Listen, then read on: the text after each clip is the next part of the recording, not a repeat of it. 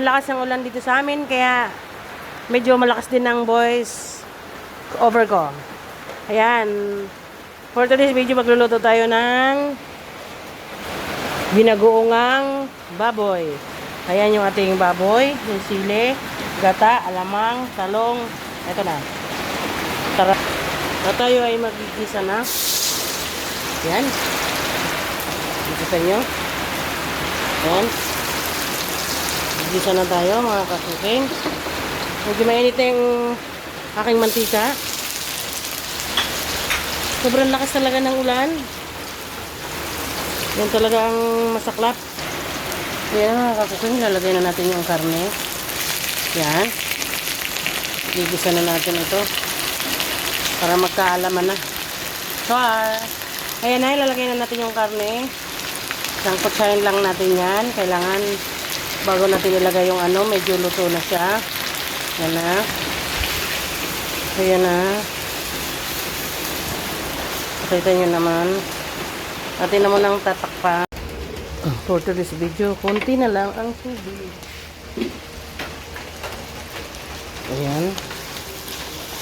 Nakita nyo naman. Medyo konti na lang ang tubig natin. See?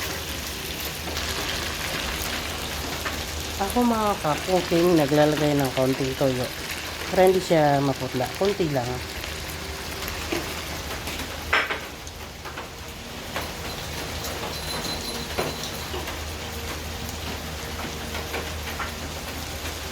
Lalagyan na natin yung sili. Ayan. Para may kulay lang. At maglalagay na tayo ng ayan, alamang. Dadamihan natin. Ayan. Alamang na siya. Tingnan natin. Ikos-mikos muna natin kasi may alamang naman na. Ayan.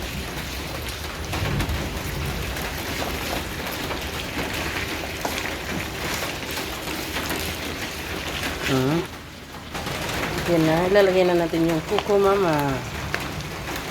Ilalagay tayo ng kuko mama.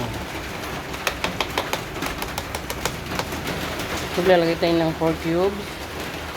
Maglalagay tayo ng suka. Kailangan may suka.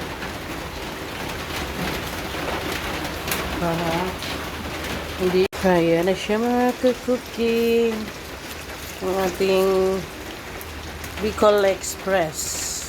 O kung tawagin ay sa Tagalog ay binagoongang baboy. Ayan, may sili. Ayan. Sasawag ko ang talong. Prituin mo na lang. Ito na yung ating Bicol Express na may talong. Ayan. Ayan na.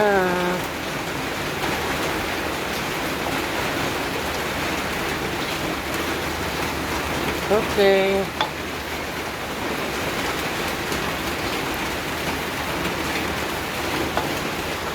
Yan yung ating Bicol Express. Yan na ang ating Bicol Express.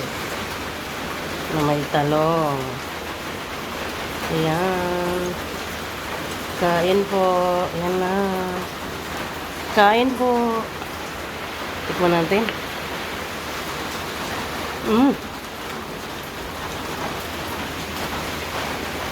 Sarap.